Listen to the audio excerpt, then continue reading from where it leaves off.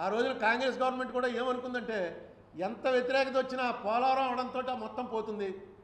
Polavaram పూర్తయ్యేటప్పటికి 80 to 85% canal irrigation జరుగుతున్నటువంటి ఏకైక రాష్ట్రం ఏషియాలోనే పెద్ద రాష్ట్రం కింద ఆంధ్రప్రదేశ్ మిగిలిపోతుంది. ఎక్కడ ఇలాంటిది ఎక్కడ ఉండదు అసలు. అంత వాటర్ యూటిలైజేషన్ చేసుకోవచ్చు. మనది అగ్రికల్చర్ స్టేట్, దాని మీద కాన్సన్ట్రేట్ చేయాలి. ఇండస్ట్రీ రాలేదంటే ఇండస్ట్రీ ఎందుకు వస్తుందండి? వాడికి బాగుంటే వస్తుంది. మన కోసం త్యాగం చేయడానికి ఎవడో ఇండస్ట్రియలిస్ట్ రాడు. 10 ఎకరాల ఇండస్ట్రీ పెట్టుకునే చోట నీకు 100 ఎకరాలు ఇస్తావరా అంటే వస్తారు. మిగతా 90 రియల్ ఎస్టేట్ చేసి అమ్ముకోవడానికి. ఇండస్ట్రీ రాలేదన్న గొడవే చేస్తారు. కానీ మనకి ప్రభుత్వం దగ్గర నుంచి రావాల్సింది పోలవరం ప్రాజెక్టు. దాని మీద గట్టిగా ఏదంటే పార్లమెంట్లో మాట్లాడుతున్నాం కదండి అంటారు. మాట్లాడడం కూడా కావాలి. ఎందుకు ఇవ్వట్లేదని నిలదీయగలగాలి. దిగ్బంధనం చేయగలగాలి పార్లమెంట్లో. మిగతా పార్టీలు అన్నీ కలిసి రావడానికి సిద్ధంగా ఉన్నాయి.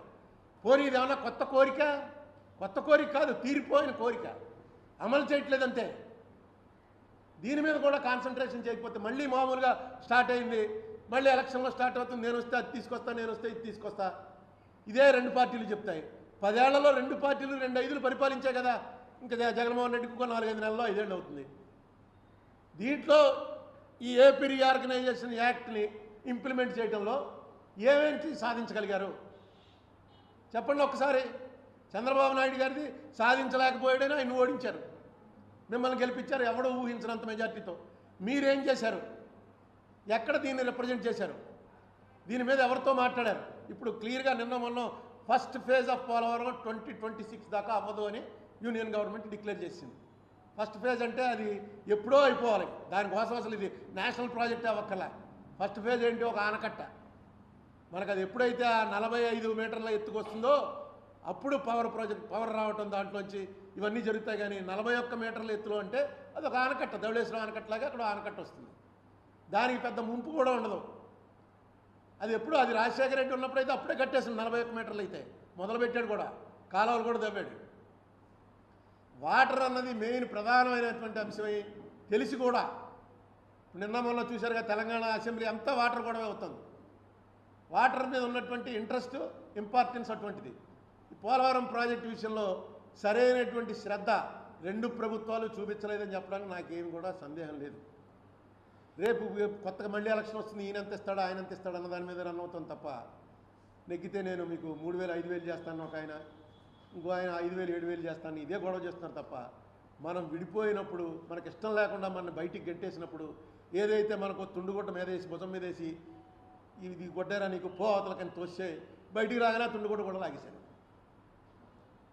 దాన్ని కూడా తీసుకోలేకపోతే ఇంకెందుకు అసలు ఎందుకు ఈ ఎలక్షన్లో ఏం చేద్దాం? ఇంకే మనకు రైట్ కూడా మనం సాధించుకోలేకపోతే నేను ఇది చెప్పడానికే 10 ఏళ్ళు పూర్తయింది.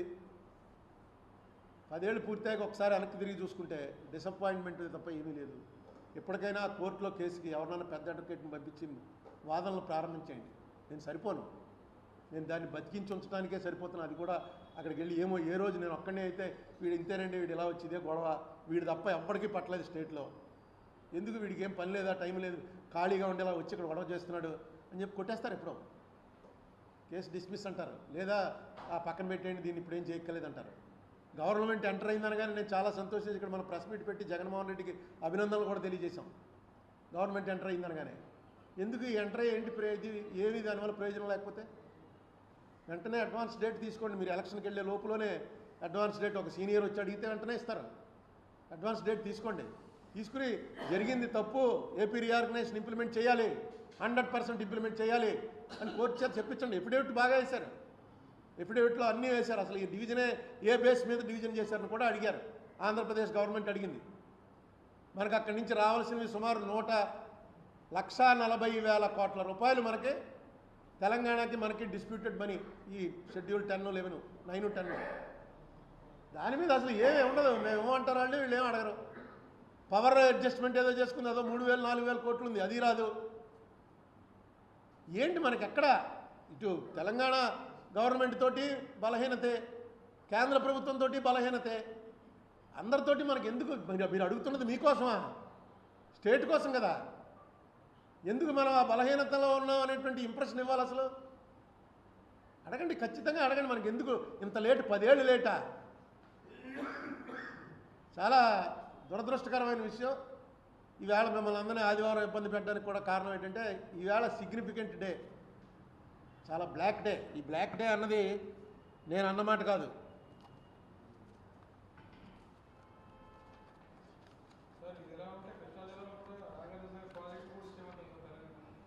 అవునే, మన లోకుకుంటే ఏమనేమంటారు?